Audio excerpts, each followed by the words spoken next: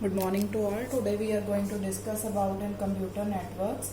The topic name is a spread spectrum. So what is the term of the spread spectrum? It is a modulation technique in which transmitted bandwidth is larger than the information signal bandwidth. Bit rate of spreading sequence is much higher than the input data. It means that when we have the input data which have the bandwidth, these are the input data, this is the input data, and its bandwidth is like in the form of this is the bandwidth of the input data. And when this data is spreaded, when the spreaded spectrum is used here, when the spreaded spectrum is used in this medium, then it will grow more than its bandwidth. Then its bandwidth is more greater than its the actual input. These are the spreaded bandwidth.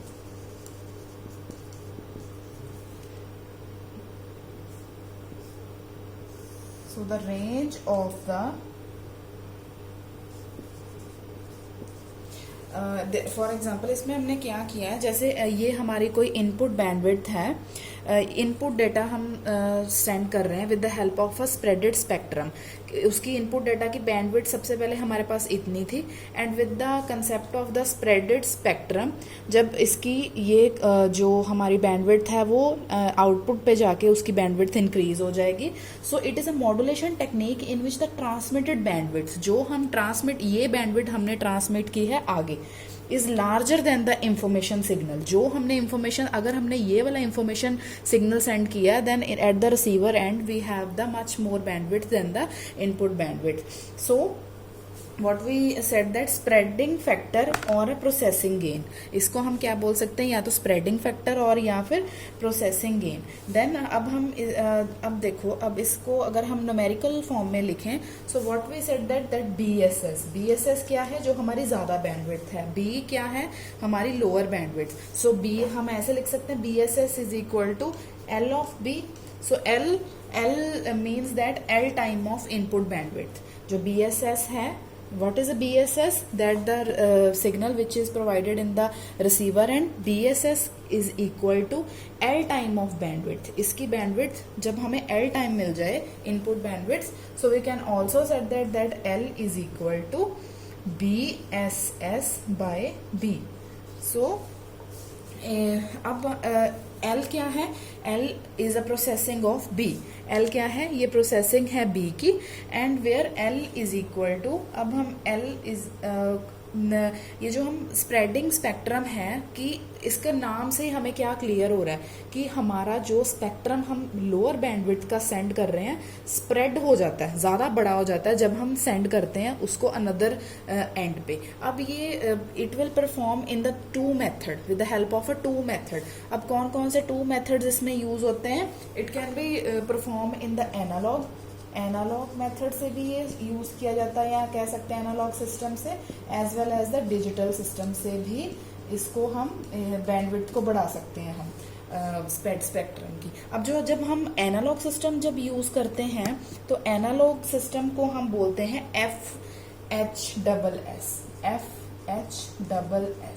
और जब हम digital signal या system use करते हैं तो उसको हम क्या बोलते हैं, that is DSSS.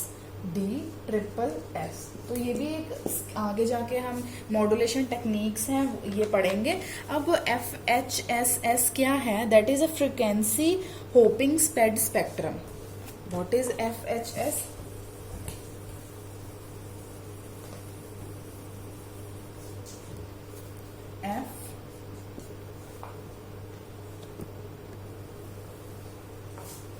FHSS is a frequency hopping spread spectrum. And what is D? ये हमारा एनालॉग के लिए यूज किया जाता है, और DSS किसके लिए यूज किया जाता है? हमारा डायरेक्ट सीक्वेंस के लिए, या डिस्क्रीट सीक्वेंस स्प्रेड स्पेक्ट्रम. इसके लिए यूज किया जाता है। अब हमें next is what bandwidth utilization. Next topic is a bandwidth utilization.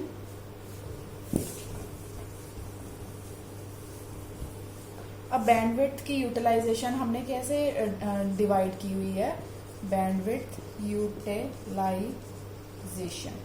अब bandwidth utilization is divided into two parts. First one is a mux, that is a multiplexing, and second one is a multiple access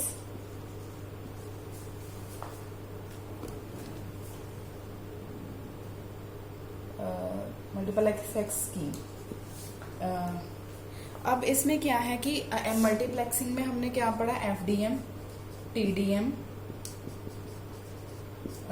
WDM, wave division multiplexing.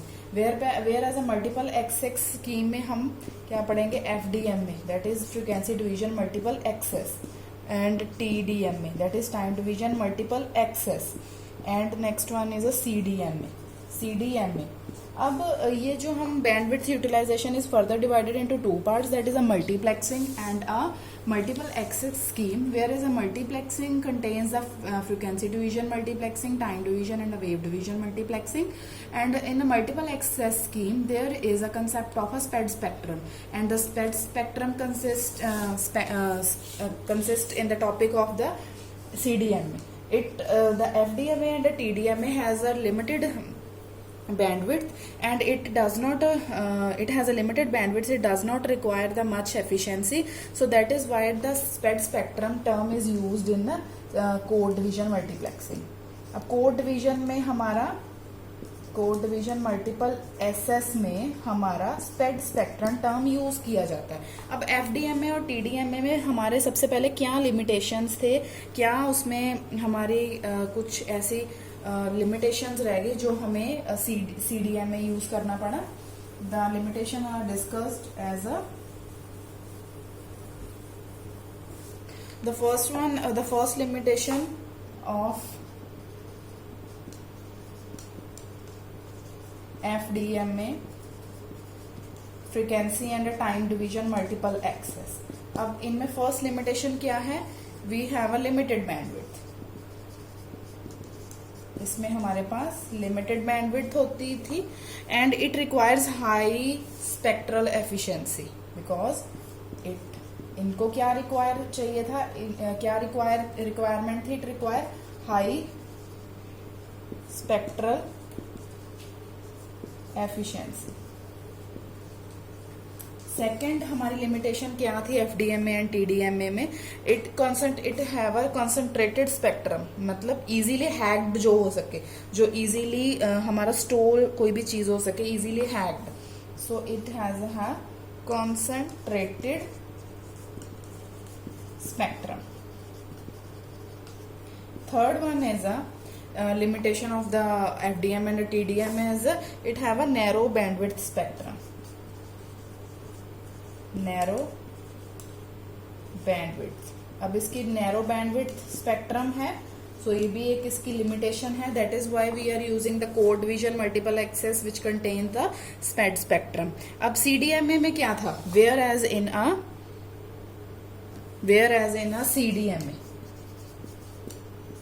CDMA में क्या है, हमारे पास higher bandwidth हमें provide होती है, that means we do not have the issue which we have in the FDMA and TDMA, that is limited bandwidth and the concentrated spectrum and a narrow bandwidth spectrum. So it will be more clear with the help of a block diagram.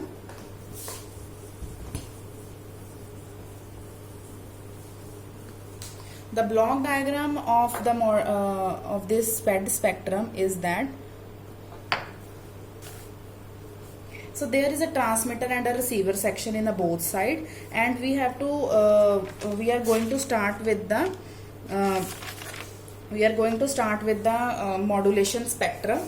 Here is the input signals or input data is provided, and first of all it will modulator or a spreader, modulator or spreader. अब मैंने आपको starting में what we have discussed that CDM में in spread spectrum में हम दो technique use करते हैं. फर्स्ट वन एक तो हमने एनालॉग यूज की और एक हम डिजिटल यूज कर रहे हैं. Also this diagram is belongs to the analog technique. This diagram is belongs to the analog technique, and first of all when we send the input data then it will first the modulate होगा. That means what is the modulation doing? It converts the analog signal to the digital signal and digital to analog. Demodulation contains the analog to digital and digital to analog. So it needs what it needs. It needs the frequency synthesizer here. It needs the frequency synthesizer. It needs the frequency synthesizer here, and moreover it इसकी help के लिए हम एक PN generator use करते हैं. PN sequence generator use किया जाता है. अब सबसे पहले इनपुट डाटा हमारा मॉड्यूलेट होगा. मॉड्यूलेट हो मतलब ट्रांसमिट होगा, एनालॉग के लिए यूज किया जाता है. और इसके लिए मतलब हमारा स्प्रेड स्पेक्ट्रम यूज किया जाता है. एनालॉग के लिए हम फ्रीक्वेंसी सिंथेसाइजर यूज करते हैं. जो जब हम एनालॉग की बात कर रहे हैं, एनालॉग टर्म्स में हम इनपुट डाटा को सबसे पहले मॉड्यूलेट करते हैं. मतलब उसको एनालॉग में कन्वर्ट करने के लिए मॉड्यूलेशन यूज की जाती है. एंड जब मॉड्यूलेशन का कंसेप्ट हो तो हम इसमें फ्रीक्वेंसी सिंथेसाइजर इसमें यूज किया जाता है. एंड फ्रीक्वेंसी की हेल्प के लिए हम एक PN that is a pseudo noise generator use किया जाता है. ये इसकी हेल्प के लिए फ्रीक्वेंसी सिंथेसाइजर के लिए. और with the help of RF channel यहाँ पे मतलब एक जो भी हमारा डाटा ट्रांसमिट होगा with the help of RF channel. With the help of RF channel के थ्रू वो डाटा जब यहाँ पे पहुंचेगा eight the receiver and. For example this is a transmitter and. ये तो हमारा था हमारा ट्रांसमीटर एंड के लिए. और वही डेटा जब हमारा रिसीवर एंड पे पहुंचेगा तो वो फर्स्ट क्या होगा, डी स्प्रेडिंग. यहाँ पे हमारी डीमॉड्यूलेशन हुई है और यहाँ उसको आप स्प्रेडिंग बोलोगे. यहाँ पे वो जब रिसीवर पे जाएगा, वो रिसीवर एंड पे, तो सबसे पहले वो क्या होगा, यहाँ पे डी स्प्रेडिंग या फिर डीमॉड्यूलेशन. इसको डी स्प्रेडिंग या डीमॉड्यूलेशन हम बोलते हैं. और उसके बाद फिर से वही हमारा यहाँ पे इसको फ्रीक्वेंसी सिंथेसाइजर यूज किया जाएगा. And then this arrow will go to the upper direction, and then PN generator is again used for the help of the frequency synthesizer. And after these finally the input data is released. So this is the process of the analog spectrum. इसमें क्या है, हमारा frequency synthesiser और pseudo code noise use किया जाता है. Eight the receiver and सबसे पहले वो मॉड्यूलेशन होगी और एट द रिसीवर एंड वो सब डीमॉड्यूलेशन परफॉर्म्ड. एंड या तो आप डी स्प्रेडिंग भी उसको बोल सकते हो या फिर डीमॉड्यूलेशन भी बोल सकते हो. लेकिन और इस चीज को हम क्या बोलते हैं, it is performed with the help of FHS frequency FHSS. ये प्रोसेस क्या है, FHSS, that is a frequency hopping spread spectrum. अब जो सेकंड हमारा है विद जो हम डिजिटल के लिए यूज करते हैं उसको हम क्या बोलते थे, डायरेक्ट सीक्वेंस स्प्रेड स्पेक्ट्रम. अब direct sequence is not actually like this. Here the modulation and the demodulation is performed, but it replaces the frequency synthesizer and the pseudo noise generator with the help of a chip. उसको हम chip से replace कर देते हैं, chip sequence से. सो उसकी diagram में, ये तो डायग्राम थी FHSS की. सो अगर हम बात करें DHS की, discrete sequence spread spectrum, DSS की, तो उसमें यहाँ पे फ्रीक्वेंसी सिंथेसाइजर की जगह पे हमारे चिप सीक्वेंस यूज किए जाते हैं। इसकी जगह पे हमारे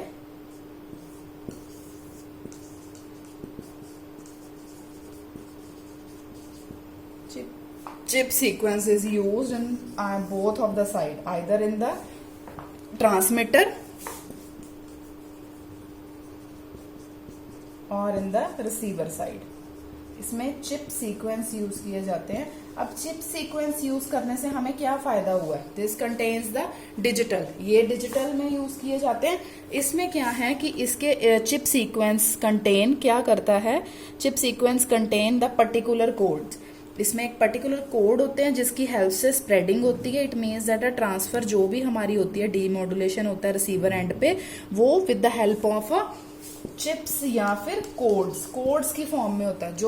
जो हम जैसे इंक्रिप्शन और डिक्रिप्शन करते हैं वो क्या है, उसमें हमें ज्यादा प्राइवेसी एंड द सिक्योरिटी मिलती है।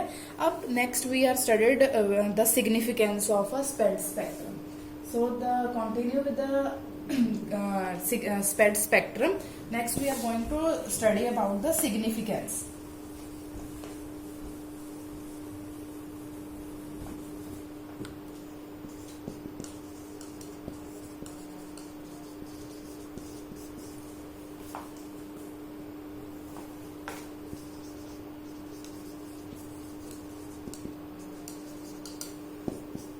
Significance means that the immunity to jamming. First one is a immunity. Provide the immunity to jamming. Jamming means जब हमारा डाटा नहीं पहुंच पाता। अब स्पेक्ट्रम में हमने मेन क्या पढ़ा है? It provides the high bandwidth. ये अगर हमारी इनपुट चैनल पे लो इतनी बैंडविड्थ प्रोवाइड की है इसने, और जब वो with the help of a spectrum वही जब एक दूसरे एंड पे, रिसीवर एंड पे वो जाएगी, so the bandwidth will be much more higher than the input bandwidth. So जब हमारे पास suppose if we have a loss some data in this position, so उसमें क्या है कि अगर कुछ हमारा डाटा लॉस या जैम हो जाता है इतनी सारी बैंडविड्थ में भी, सो हमारे पास more than much more data is still available. So second significance is a low interference.